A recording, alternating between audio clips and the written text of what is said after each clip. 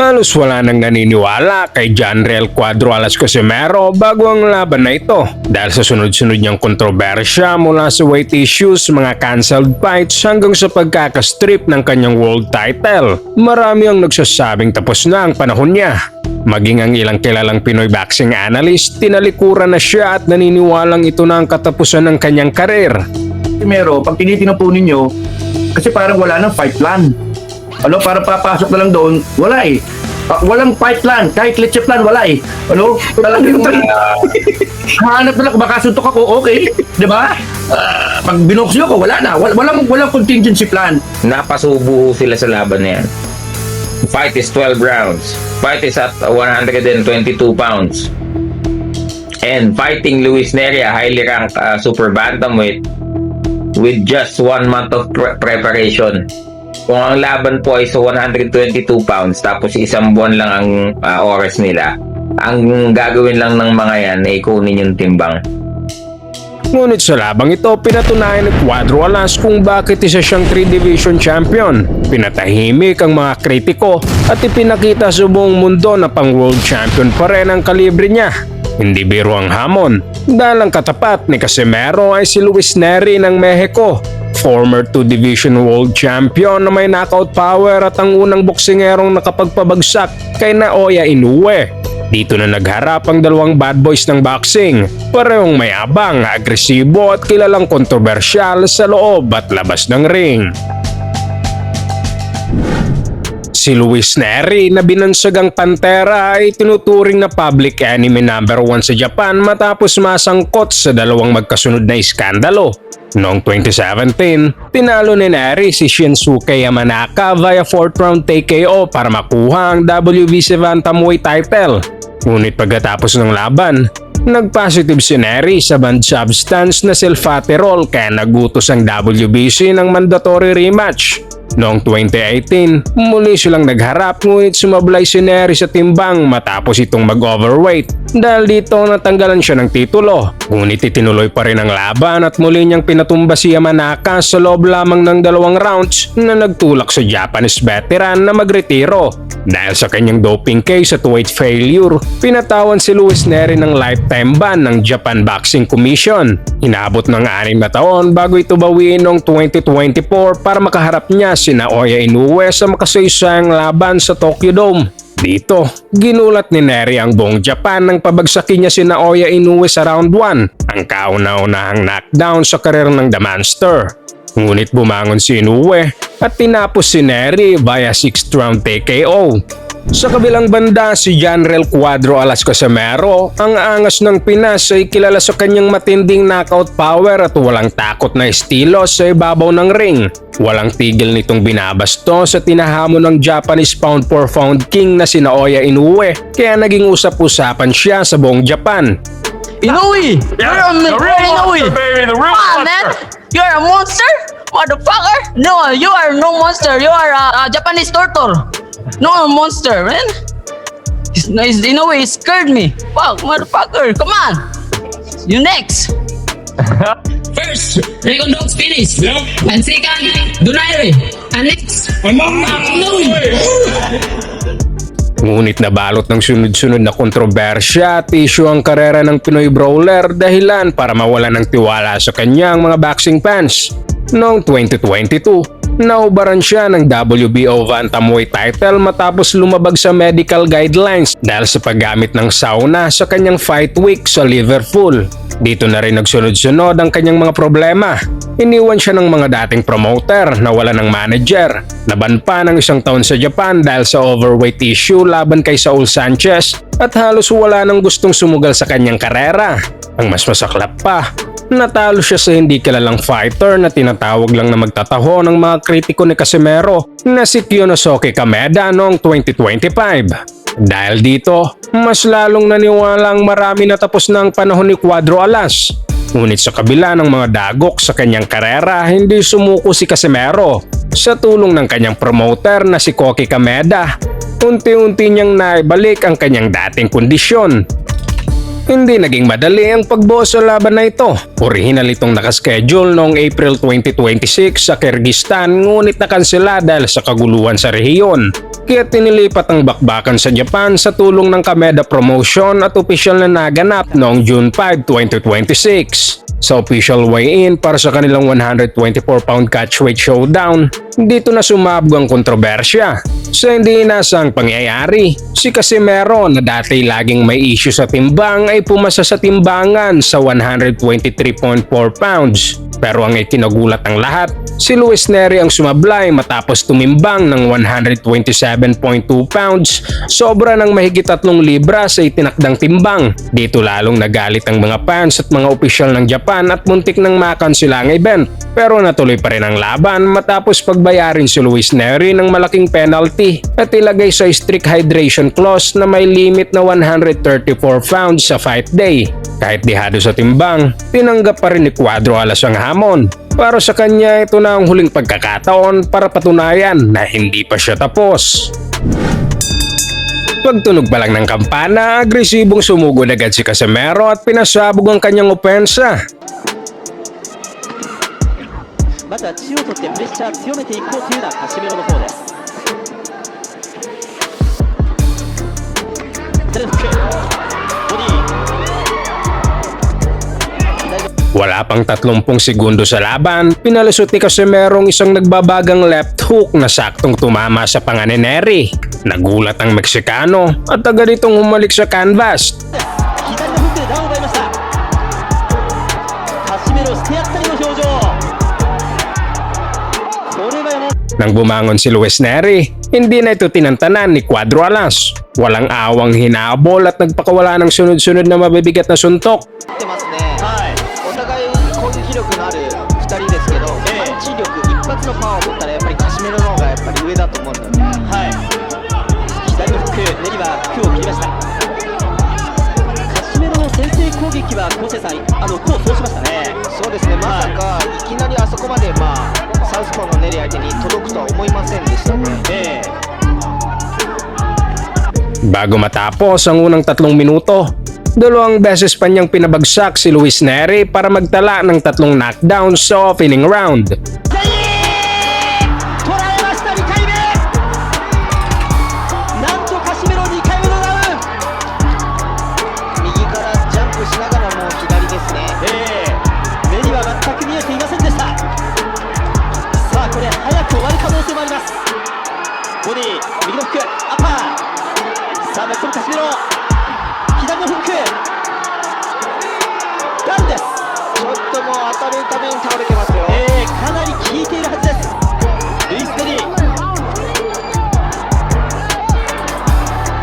フックフリーノックラウンだとしてもさすがにもう1回ラウンドがあれば入っていいですよ。これも捉えた。さあカシメロが巻き込んでいく。さあ挑発をするような笑顔があります。ジョン・リエル・カシメロノーガードで打ってこいとネリを挑発。さあネリがどうする。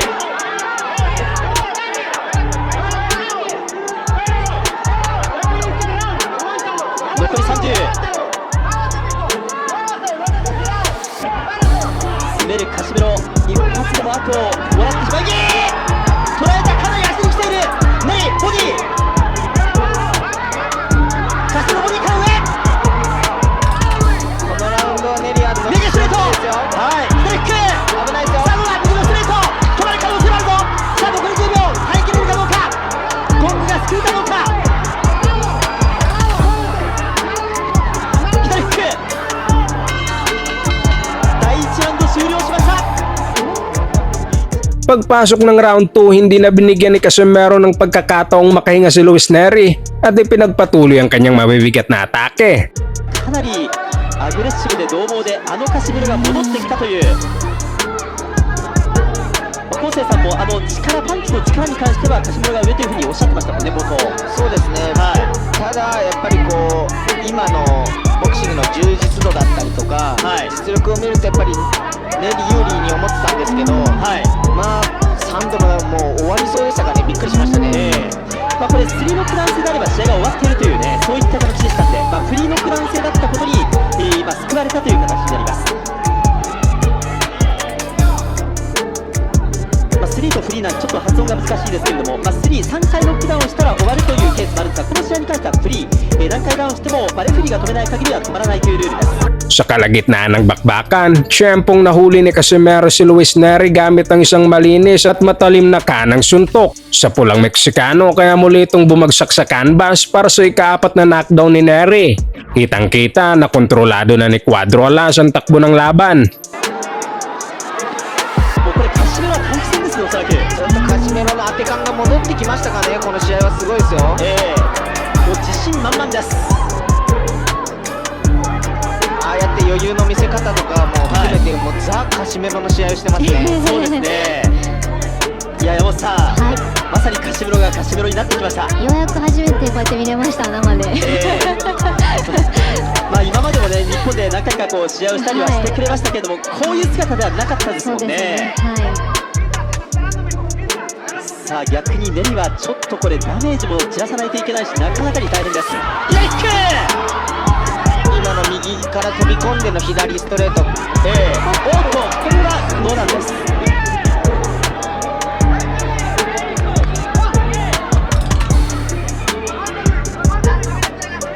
あの入り方もカシメロ良かったですよね。そうですね、カシメロ右から左っていうパターンで一度ダウンも取ってますし、あの入り方いいですね。でこれネリも一発狙ってる感じなんですかね。ちょっと振り大きいようなイメージがあるんですが、まあ、ただやっぱりこうまだまだやっぱりカシメロパンチを警戒してますよ。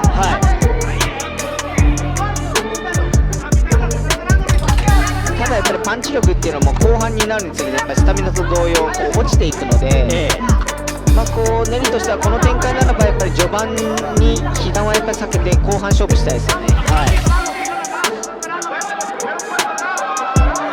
まあ、1ラウンドに3回、2ラウンドに1回ダウンを奪いましたジョン・リエル・カシメロ。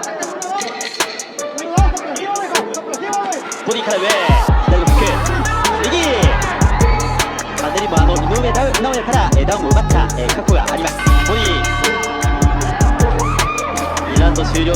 Sa round 3, sinubukang bumawi ni Luis Neri pero walang epekto ang kanyang diskarte laban sa pamatay na punching power ni Casimero. すでに4度のダウンがありますからね。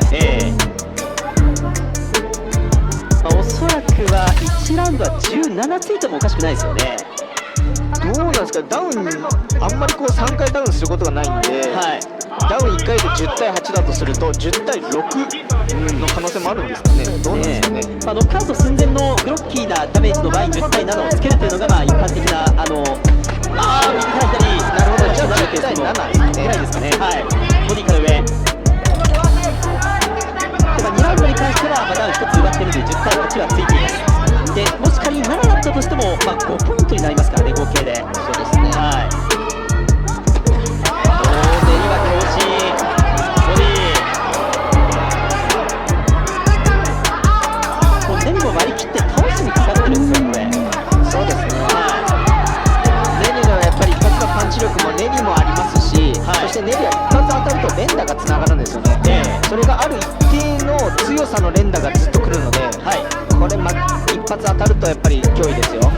そのきっかけを作ろうとしているルイス・ネリ。ボディ。ただ何か一転してカシメロが冷静な試合運びにまたなっています。ボディ入っていくところは強打。ボディ左のフックは空を切る。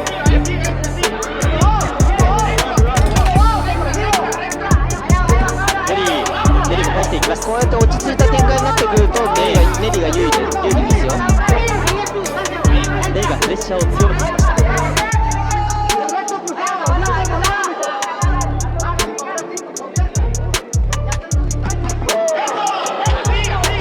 ちょうどカシメロが打ってくるところを左のカウンター狙っているイメージです。ネリ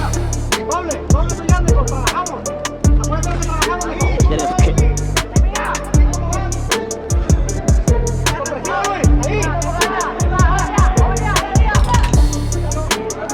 ネリが狙ってますよ。相手を来させたいのか。フック、やはり狙ってます。ボディ左のフックは強気。ネリのパンチも4回ダウンをした選手は多いですね。そうですね、当たってはいない状態ですけれど、この空振りして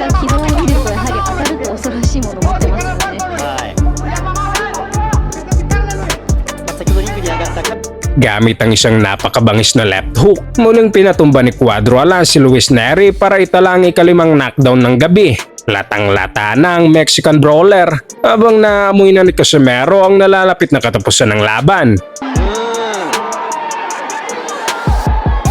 のラウンドもダウンを終盤に奪ったという形です。 Pagpasok ng round 4, hindi na pinatagal ni Casimero ang trabaho. Agad niyang tinarget ang katawan ni Luis Neri para mapababa ang depensa nito.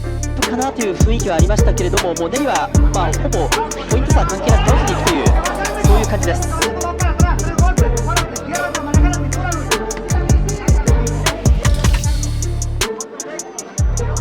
詰めていくネリ。 Matapos pahinain ng katawan ng kalaban, nagpakawalan si Casimero ng solidong kombinasyon na tinapos ng isang napakabangis na left hook. Ito ang ika-6 matuling knockdown na tuluyang nagpatumba kay Luis Neri. Dahil dito itinigil na ng referee ang laban sa mahigit 2 minuto pang natitira sa 4th round. Isang dominanting TKO victory para kay General Cuadro Alas Casimero. まさに復活の白星ジョン・リエル・カスメロ、オーバーウェイトのルイス・ネリをキャンバスに沈めました。 Matapos ang laban, muling nagpainit si Casimero sa kanyang post-fight interview. Ayon sa kanya, sa performance niyang iyon parang tinalo na rin niya si Naoya Inoue at alam na umano ng buong mundo kung bakit takot si Inoue sa kanya. この先のプラン、誰と戦いたいですか? Ay, yun. Si promoter ko na yung bahala. Kasi alam niya naman kung sino yung gusto ko. Pero yung tagumpay ngayon, alam niyo na bakit natakot sa akin si Naoya Inoue. That's why. Dahil sa dominasyong ito, muling nabuhay ang usaping Casimero versus Naoya Inoue at kung si Inoue ay inabot ng 6 na round bago mapatumba si Luis Neri, si Casimero naman ay 6 na beses itong pinabagsak sa loob lang ng 4 na round. Dahil dito, umakyat si Casimero sa number 4 ng WBO Junior Featherweight Rankings at pinatunayan na hindi pa siya laos.